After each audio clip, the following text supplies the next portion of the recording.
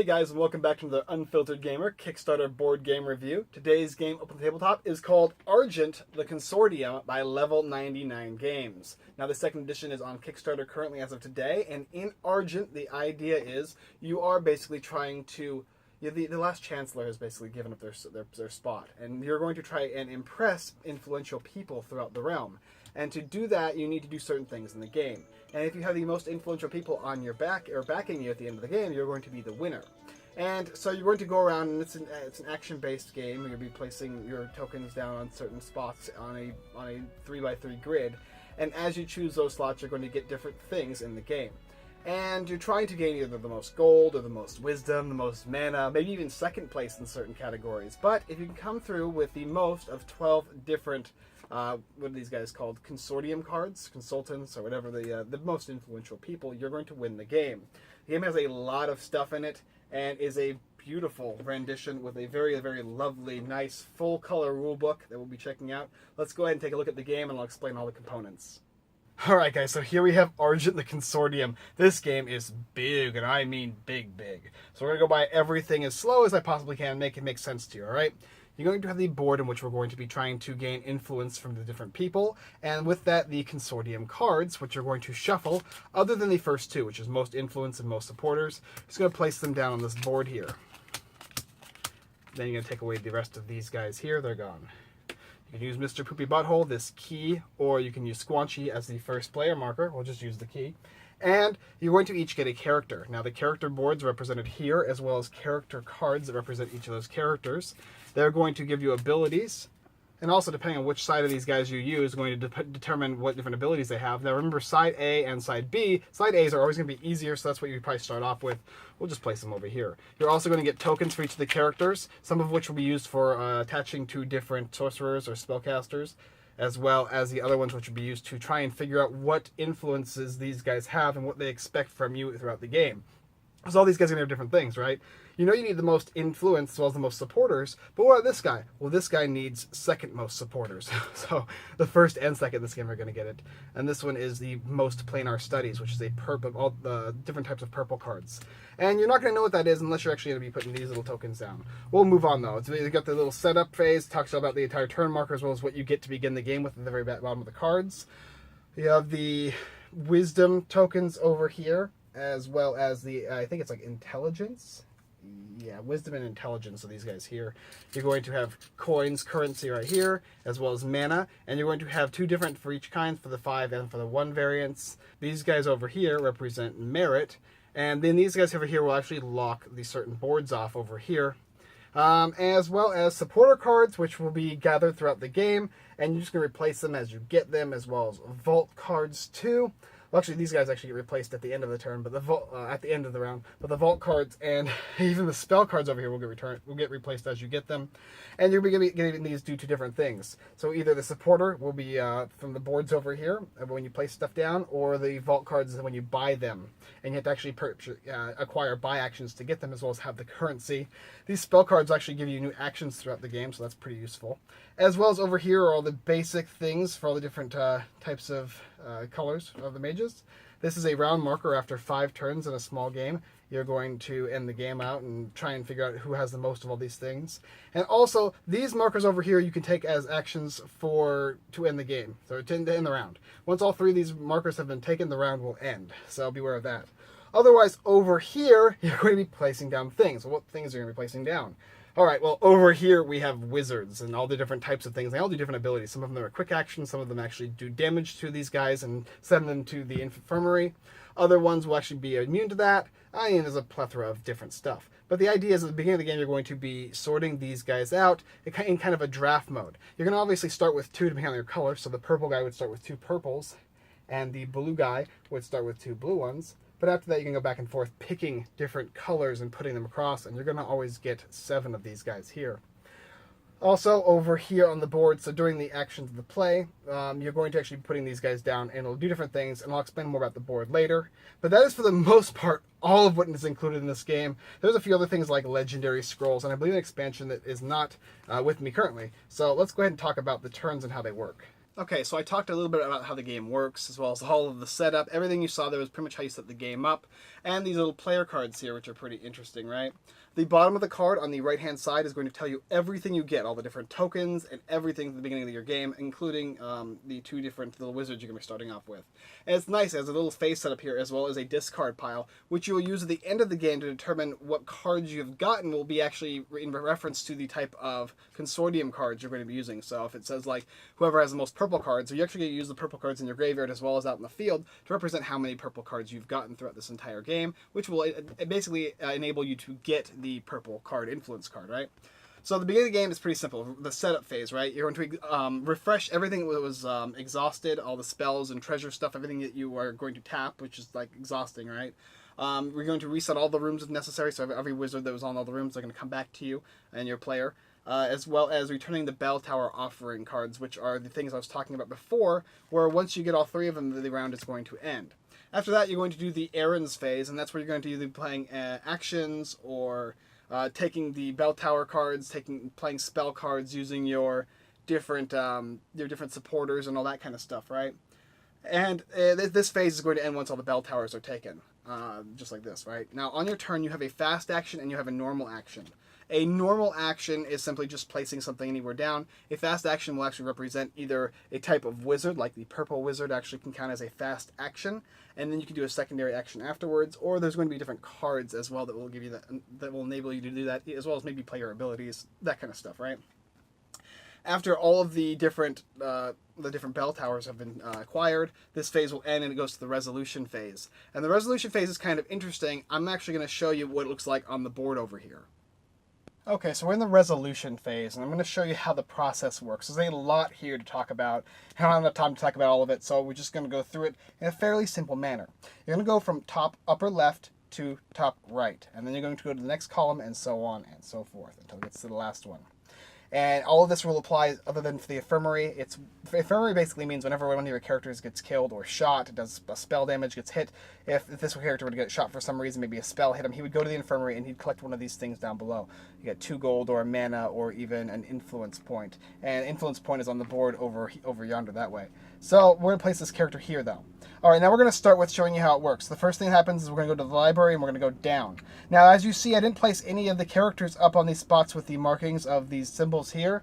And these symbols actually represent these little tokens here. And you're going to get them by going across the influence board. Every time you make your way through the influence board past the first, I think it's the 7th slot, and that's the 14th slot, and the 21st slot, and so on and so forth, you're going to gain more of these guys here. And you're going to be able to acquire these spaces here. And as long as you have a character here and you have one of these little guys here to use, you can actually flip it over on your turn and signify that you're going to be using it for the space. And if you don't have one, if this is not existent, but you have a guy here, you can place it here, but it will do nothing for you other than gain an influence point. There's some like small arbitrary thing you can gain if you're not able to acquire from a space. So that is how that works. Otherwise, you place them on these blank spaces here, and we'll go across. And you can see each and every single one of these spots is going to have something that you can gain from it by putting your character there.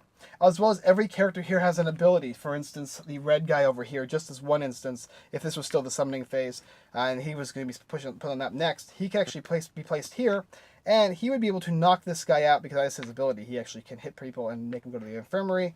And so on something like this guy, maybe this green guy was here, this red guy would actually not be able to hit him. That's the green guy's ability. He can never be knocked out to the infirmary. You're going to know the difference between characters by these little plates here, and they represent the color of the character and the color of the player who owns the specific character. Because just because there's a specific purple wizard doesn't mean the purple player owns it. So here we go. This is obviously we're starting off with just the very basics, and this character over here is going to start first, and it says that you can gain a buy action and a research action. Research actions are going to let you gain spell cards as well as going along the spell tracker to advance the spell that you have purchased, or it actually allows you to those are two things: buying or researching. And the buy action will allow you to buy certain things from the vault. When you buy something from the vault, you'll take it for the coin currency, and you can use the ability, and then you're going to replace it with a new vault card. So after that, he would be done, he would be returned, and we would move on to this space, then this space going down. And so we can't, he would get nothing here, so we'll go here, for instance. Gain 2 IPE and gain a mark. Marks are cool. Marks are the things that are going to let you see the different Consortium cards.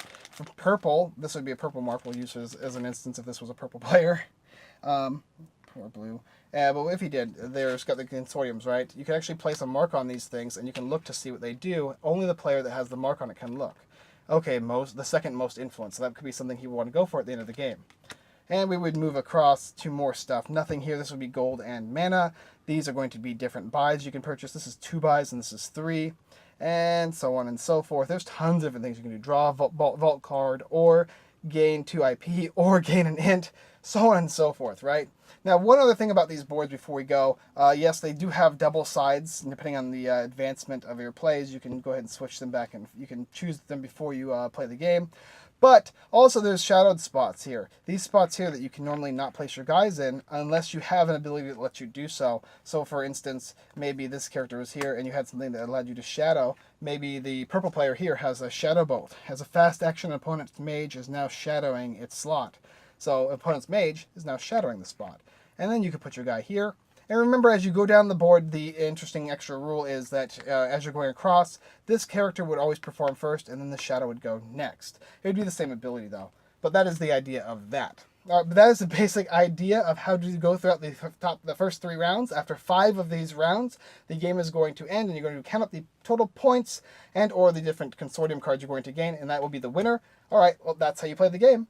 Alright, so just before I get into the review of the game, I want to talk about a couple things. First of all, these tiles here, there's more of them in the game that you can actually switch around with depending on your advancement, as well as an additional round marker for an additional game option. Finally, you also, well, not finally, but in addition to, you have legendary spells that you can get throughout the deck of the vault cards, and you can pick these guys up, and they are very, very powerful. There is a lot of abilities and a lot of things in the game that as you play, you're going to kind of grasp as you go. Fairly simple, right? Once you get the base understanding of the game, hopefully I gave you that in this video.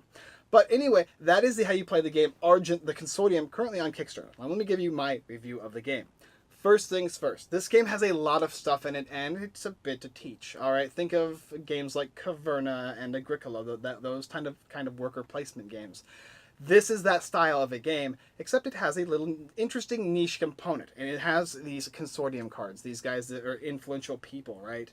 Consortium voters is what they're called, and they're trying to vote you into that position of power, and you need to get as many of the 12 as you possibly can, and there's a bunch of different cards. There's more than 12 cards of these type, right? So you're going to have always a different game with a different types of characters out there, and you're going to be trying to look at them, as that's the main goal, is to know what you need to go for throughout the game, because those are the game-winning conditions. You might have as much gold in the world, but that doesn't matter if no character on the consortium actually has any need to vote on a person who's rich, right? So all these important electoral needs in the game, which is very cool and very interesting. The influence points at the top of the board that allow you to gain these special marks that allow you, not really marks, but pieces that allow you to use the top of the board. All these different boards, right? They are very, very powerful and give you a lot more advantage. But you have to earn them, just like earning the right to look at the different cards. Everything about this game is set up. Lots and lots of setup, choosing different parts to the supporter cards, right? Some of these supporter cards are really good and give you a lot of stuff. Other ones absolutely do nothing. Borneo over here, no effect, and you place this card instantly into your discard pile. But what it does have is that black eye. And if you know for a fact that this is the only black card on the table of the options, and there's a black character that wants the black cards in order to vote for you, this would be a good card to pick, right?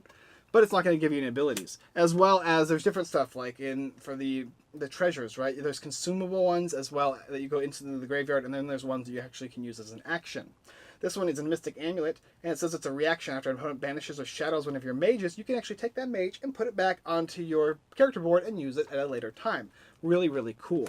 All this stuff, there's so much going on. So it's kind of like a double-edged sword, really. If you don't like games that have a lot of complicated mechanics, it's not really even complicated. There's just a lot, right? Very, very simple, in fact.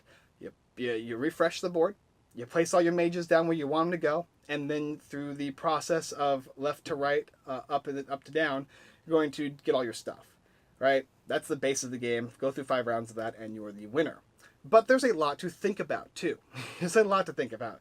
Do you want gold and mana, and the mana to use your spells, and the different knowledge tokens to increase your spells' growth, or do you want to get multiple spells?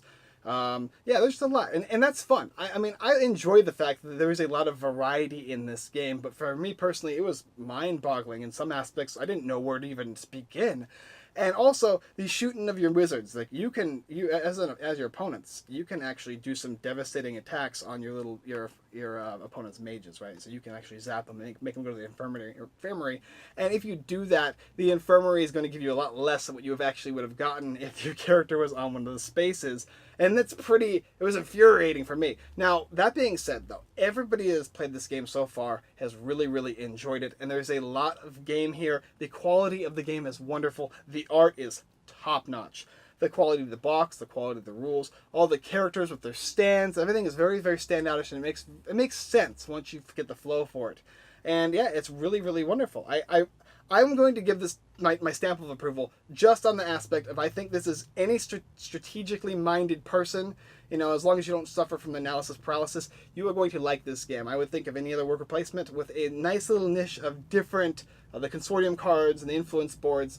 Wonderful. Well done, level 99. My stamp of approval.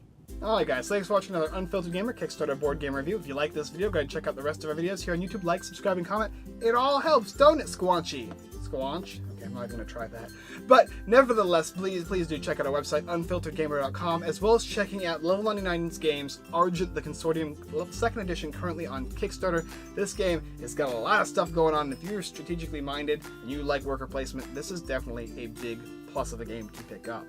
Alright, otherwise, go ahead and check out all the different stuff on our site, like our Kickstarter list, our giveaway list, as well as all of our new blog posts. A couple new bloggers coming in. They've been giving us some great stuff. We have our August games out, the best of August Kickstarters, as well as checking out our affiliate websites, everythingboardgames.com, The Giveaway Geek, and DevoToastGaming.com. Alright guys, that's it for this video, and I look forward to seeing you next time.